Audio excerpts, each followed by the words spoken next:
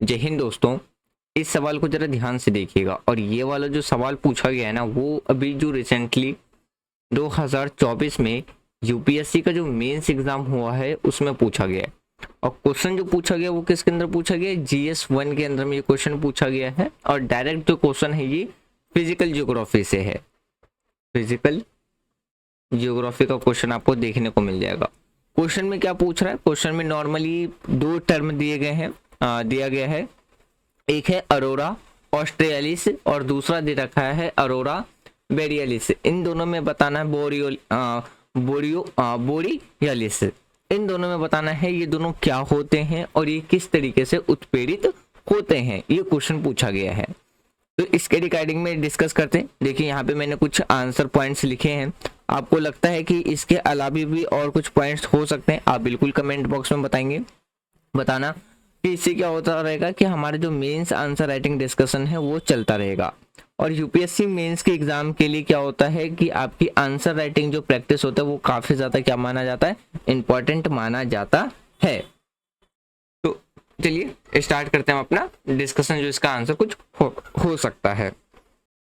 तो देखिए सबसे पहले अगर हम बात करते हैं किसके बारे में, अरोरा बोरियलिस और अरोरा ऑस्ट्रेलिस के बारे में, तो ये एक क्या होता है? ये नेचुरल लाइट होता है जो हमें आसमान के अंदर में दिखाई देता है। जैसे आप यहाँ पे ड्राइंग के अंदर पिक्चर के अंदर में देख सकते हैं। जैसे स्काई के अंदर में आपको क्या है, इस तरीके के कलरफुल्स जो लाइटिंग है वो आपको देखने को मिलेगा। तो ये आपको मेनली कहाँ देखने को मिलेगा? ये सोलर यानी कि जो हमारा पोलर रीजन होता है वहां पे ये देखने को मिल जाएगा।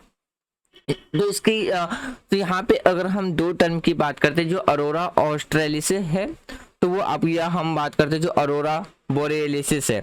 तो अरोरा बोरियलिस की बात करते हैं तो इसे हम कहते हैं नॉर्दर्न लाइट, यानी कि आपको कहाँ देखने को मिलेगा? आर्कटिक रीजन में देखने को मिलेगा। यानी इन शॉर्ट हम बात करते हैं तो ये आपको नॉर्दर्न हेमिस्फीयर के साइड आपको ये ज्यादातर देखने को मिलेगा।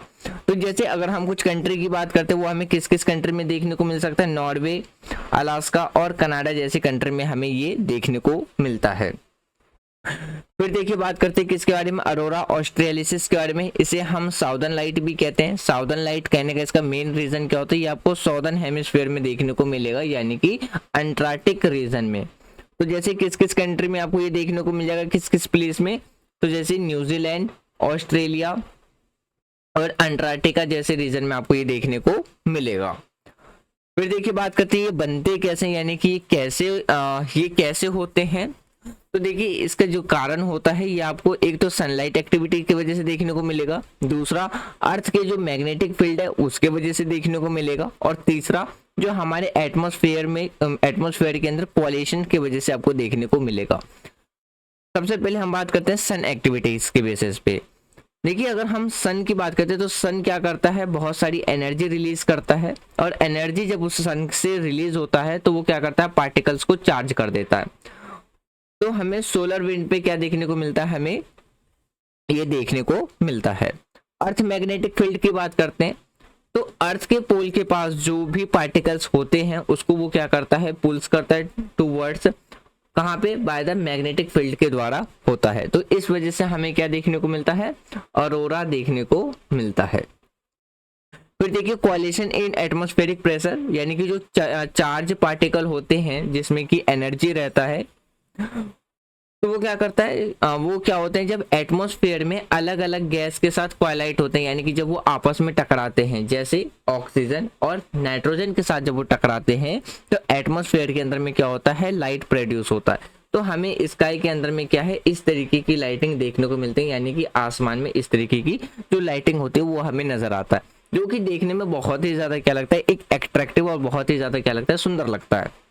देखिए कलर ऑफ अरोरास की बात करते हैं तो ये मेनली आपको क्या है? ग्रीन कलर में देखने को मिल जाएंगी। ये आप बहुत ही मोस्ट कॉमन कलर होते हैं। और ये कलर कहाँ से आता है? तो ये कलर ऑक्सीजन से आता हुआ नजर आएगा। और भी अगर हम डिफरेंट गैसेस के बेसिस पे और एल्टीट्यूड के बेसिस पे बात करें तो अलग अलग कलर के भी नजर आते हैं। जैसे रेड कलर में आएगा, येलो कलर में आएगा एंड पर्पल कलर में भी आपको आमतौर पर नजर आता हुआ दिखाई देगा। तो ये किसकी वजह से होता है? अलग अलग जो डिफरेंट गैसेस होते हैं और अलग अलग ऊंचाइयों की वजह से हमें ऐसा नजर आता है। फिर देखिए अगर हम बात करते हैं ये पोल्स के पास ही नजर क्यों आते हैं, यानी कि ये वाई एट द पोल्स यानी कि ध्रुवों पर ही क्यों होते हैं। तो अर्थ का जो मैग्नेटिक फील्ड होता है वो काफी ज्यादा स्ट्रांग होता है किसके पास, पोल्स के पास। यहाँ पे पोल्स का मतलब है नॉर्थ पोल और साउथ पोल की बात की जा रही है। अगर हम नॉर्थ पोल और साउथ पोल की बात करते हैं तो वहां की पे जो आपको अर्थ की मैग्नेटिक फील्ड देखने को मिलेगी वो काफी ज्यादा क्या देखने को मिलेगी, स्ट्रांग देखने को मिलेगी। तो जिसके वजह से वो क्या करते हैं, pulls at the solar particles को अपनी तरफ खींचते हैं और काफी ज्यादा वहां पे जो स्ट्रांग होने की वजह से आकर्षित होते रहते हैं।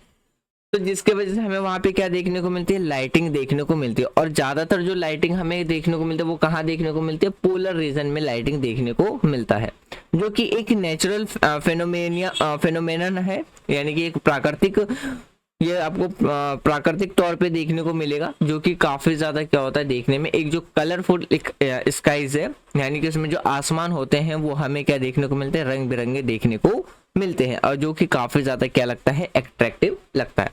तो फ्रेंड्स ये था हमारा आज का जो 15th क्वेश्चन था, उसके अकॉर्डिंग कुछ आंसर थे जो मैंने अपनी तरफ से लिखे थे। अगर आपको लगता है कि और भी इंपॉर्टेंट पॉइंट हो सकते हैं आप बिल्कुल कमेंट बॉक्स में बताएं, और वीडियो के रिगार्डिंग में आपको कोई भी सजेशन देना है कमेंट बॉक्स ओपन है, आप कमेंट बॉक्स में दे सकते हैं। यदि वीडियो पसंद आ रही है तो वीडियो को लाइक कर सकते हैं, शेयर कर सकते हैं, चैनल को सब्सक्राइब कर सकते हैं। Thanks for watching friend, take care, Jai Hind.